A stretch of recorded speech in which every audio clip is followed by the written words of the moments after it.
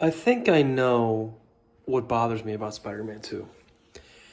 So, I mean, I've been playing this game pretty much since it released, on and off.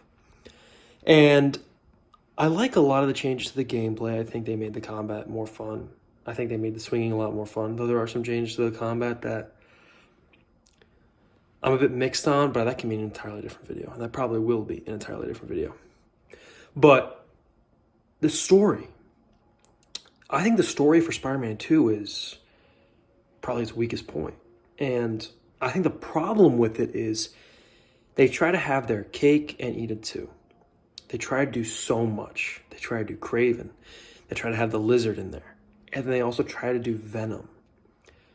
While this story is very ambitious, and I respect that, I feel like when you compare the story to a game like Web of Shadows, which the game takes a ton of influence from in the last half, with, and also, I mean, if it wasn't obvious, spoilers for the story, in the latter half of the game, like the last quarter of the game is like a symbiote invasion.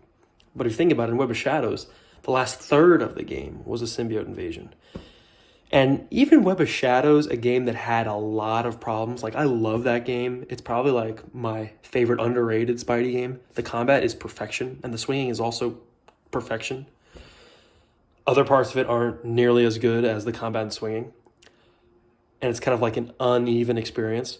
Even Web of Shadows, like, built up the panic and the world building of that. Like, it's so hard to describe it, but like, I don't know, when I swing around in the symbiote-infested Manhattan in Spider-Man 2, I'm kind of like, oh, this is like, it looks cool, like it looks like it's messed up.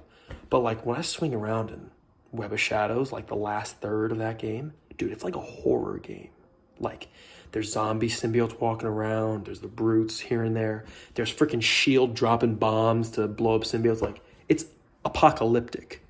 Whereas for Spider-Man 2, it's not really the same feeling. And I feel like they tried to do so much in one game.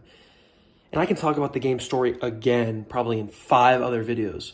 But a problem I have with it is I feel like they should have picked a lane. Either do Craven or do Venom from the start. And they wanted to have like a similar thing to the first game, even to Miles Morales, where the main big villain is a character that the Spider-Man of the game is really attached to.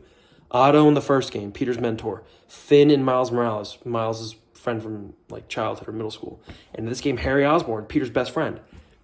I get it, but I just feel like the actual execution of it was a little sloppy. And I said it once, I'll say it a million times. Harry as Venom is just a bad choice, but I could talk about this for hours.